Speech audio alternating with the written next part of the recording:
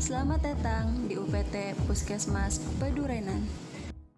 Berikut cara yang tepat dalam menerapkan etika batuk.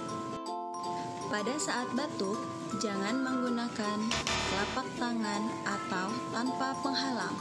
Selalu sediakan masker pada saat batuk.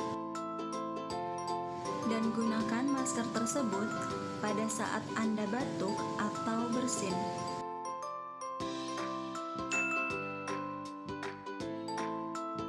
Jika tidak ada masker, tutup mulut dan hidung dengan lengan atas bagian dalam.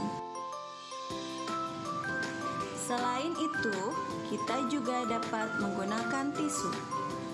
Upayakan tisu menutup bagian hidung dan mulut pada saat batuk atau bersin. Jangan lupa membuang tisu yang sudah digunakan di tempat sampah.